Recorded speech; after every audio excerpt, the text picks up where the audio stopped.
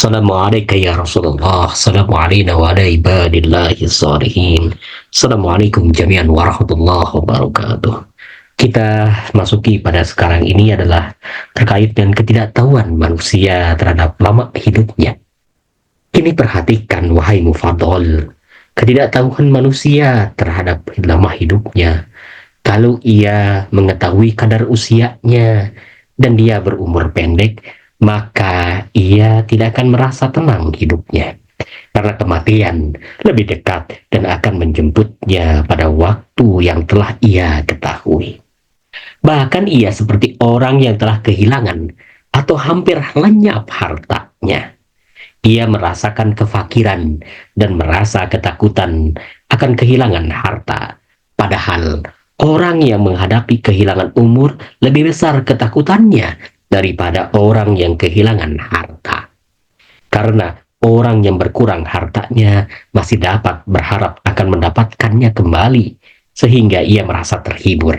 Sedangkan orang yang yakin akan kehilangan umur, ia akan ditimpa keputusasaan.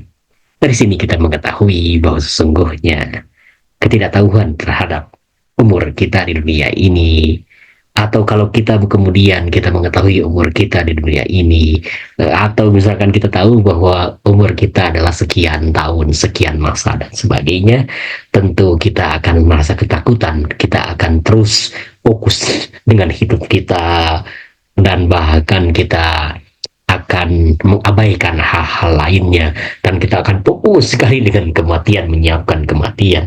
Dan kalau sudah seperti itu, kehidupan mungkin tidak akan berjalan pada dirinya. Kalau seseorang itu berumur panjang dan ia mengetahuinya, maka ia akan merasa tenang sehingga menghambur-hamburkan sisa usianya dalam kelezatan duniawi, kemaksiatan dan mengumbar hawa nafsunya. Kemudian ia bertobat di usianya. Ini merupakan jalan hidup yang tidak diridhoi Allah Subhanahu wa taala dari hamba-hambanya. Dan dia tidak akan menerima tobatnya. Tidakkah engkau perhatikan kalau seorang budakmu melakukan hal yang tidak engkau senangi selama 1 tahun, lalu melakukan hal yang membuatmu tenang selama 1 hari atau 1 bulan, maka engkau tidak akan menerima hal itu. Engkau tidak akan menganggapnya sebagai hamba yang saleh ketika ia tidak menampakkan ketaatan kepadamu dan mengikuti nasihatmu dalam setiap pekerjaannya. Dalam setiap waktu seseorang melakukan kemaksiatan, lalu bertobat, maka apakah diterima tobatnya? Jawaban kami adalah, jika hal itu disebabkan kekuatan syahwatnya tanpa dapat menguasai dirinya, maka Allah akan berpaling kepadanya dan memberikan ampunan kepadanya. Tetapi jika ia melakukan kemaksiatan atas kehendaknya, kemudian setelah itu ia bertobat, maka ia hanya mencoba mengelabui zat yang tidak dapat dikelabui. Ia bersenang-senang dahulu, lalu bersungguh-sungguh dan mengikhlaskan dirinya untuk bertobat kemudian. Padahal kesungguhannya dalam bertobat tidak mengimbangi kemaksiatannya.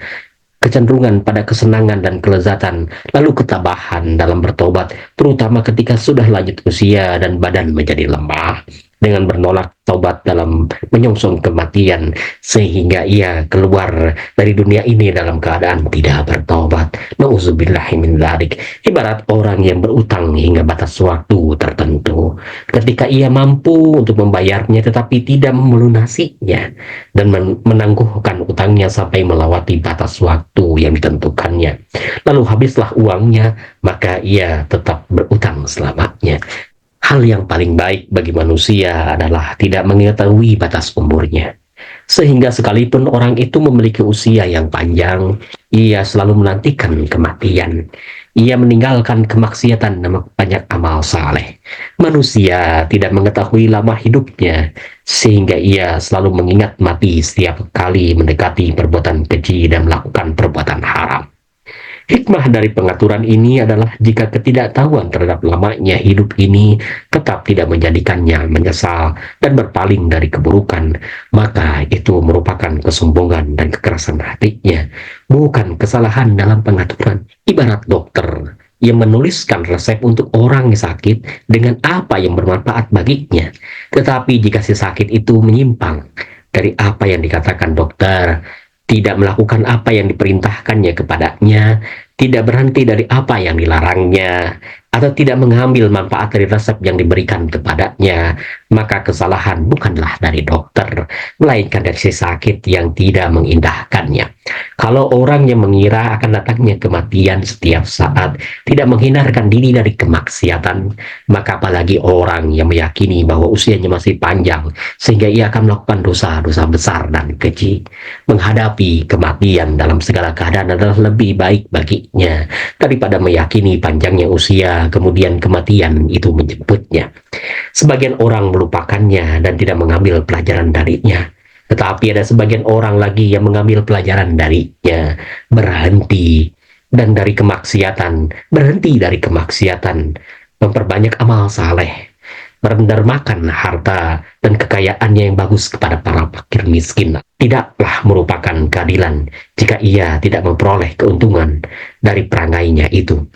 Tentu menjadi sebuah keadilan kalau kemudian aktivitas baiknya itu diganjar oleh Allah Ta'ala dengan sesuatu yang baik juga. Begitu juga karunia dari Allah Ta'ala berupa Al-Quranul Karim, berupa Rasulullah SAW adalah bagian dari resep yang diresepkan oleh Allah Subhanahu Wa Ta'ala pada kita, agar kita mengambil pelajaran dari Al-Quran, agar kita mengambil teladan sunnah dari baginda Nabi Muhammad SAW, kemudian kita lakukan aktivitasnya sehingga kita selamat dunia akhirat. Janganlah bertentangan dengan keduanya. Wassallallahu ala rasulihi wa ala aimatil mayamin min alihi wa sallama tasliman katsiran wa ma taufiqi illa billah alaihi tawakkaltu wa ilaihi unib. Assalamualaikum warahmatullahi wabarakatuh.